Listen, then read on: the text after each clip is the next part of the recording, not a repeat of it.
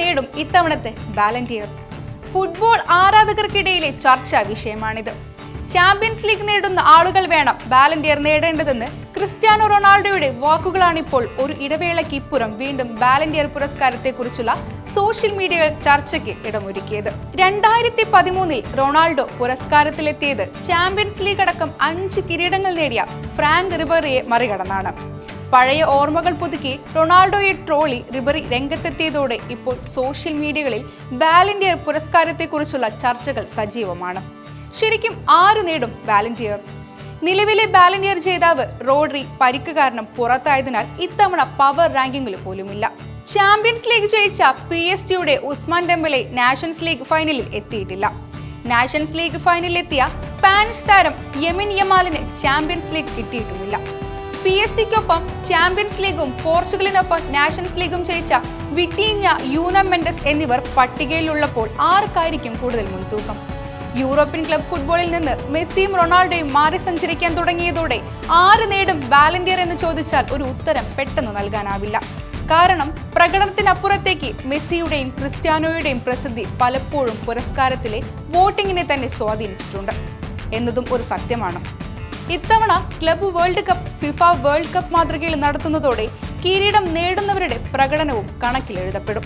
UEFA nations ലീഗിന് ഇന്ന് euro കപ്പോളം ആവേശം വന്നതും ബാലൻഡിയോറിന്റെ വോട്ടെടുപ്പിൽ നിർണായകമാകുന്നു.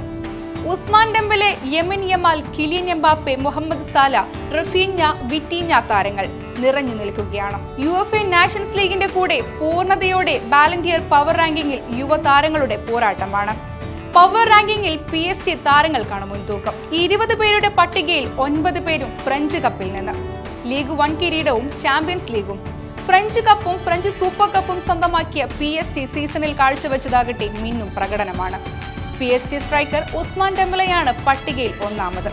68% പിന്തുണ ഡെംബലെക്കുള്ളത്. ബാഴ്സലോണയ്ക്കൊപ്പം ലാലിഗയും കോപ്പാഡലയും സ്പാനിഷ് സൂപ്പർ കപ്പും ജയിച്ച 17-കാരൻ യമിൻ യമാൽ തൊട്ടു പിന്നിലുമുണ്ട്.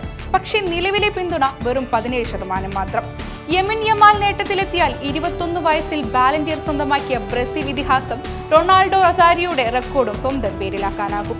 സ്പെയിനിനെ UEFA നാഷൻസ് ലീഗ് ഫൈനലിൽ എത്തിച്ച നേട്ടവും യമിൻ യമാലിന് മുൻതൂക്കം നൽകുന്നുണ്ട്. ബാഴ്സയുടെ തന്നെ റഫീഞ്ഞയാണ് പട്ടികയിൽ 3-ാമൻ. ലിവർപൂളിന്റെ സൂപ്പർ താരം മുഹമ്മദ് സാല 4-ാമതും യൂറോപ്യൻ ഗോൾഡൻ ബൂട്ട് സ്വന്തമാക്കിയ റയൽ മാഡ്രിഡ് താരം കിലിയൻ എംബാപ്പ 5-ാം സ്ഥാനത്തുമുണ്ട്.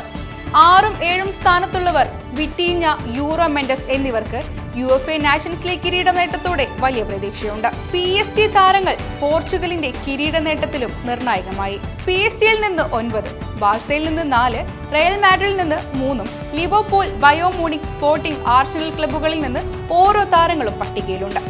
സെപ്റ്റംബർ 22-നാണ് പാരീസിൽ വെച്ച് ബാലൻഡിയർ പുരസ്കാരം നൽകുക. ഒരു മാസം മുമ്പ് 30 താരങ്ങളുടെ പട്ടിക പ്രഖ്യാപിക്കും. ഫിഫ അംഗീകരിച്ച 100 രാജ്യങ്ങളിൽ നിന്നുള്ള സ്പോർട്സ് ജേർണലിസ്റ്റുകളാണ് വോട്ടെടുപ്പിൽ പങ്കെടുക്കുക.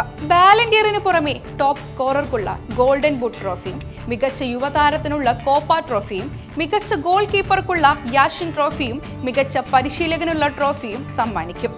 ഇങ്ങനെയൊക്കെയാണെങ്കിലും സൂപ്പർ ബാലൻഡിയർ ഇത്തവണ ഉണ്ടാകുമോ എന്നതും ആരാധകർക്ക് ആകാംക്ഷയുള്ള കാര്യമാണ്. ജൂൺ 15-ന് തുടങ്ങിയ ഫിഫ ക്ലബ് വേൾഡ് കപ്പ് കൂടി പവർ റാങ്കിങ്ങിലുള്ള താരങ്ങൾക്ക് നിർണായകമാകുന്നുണ്ട്.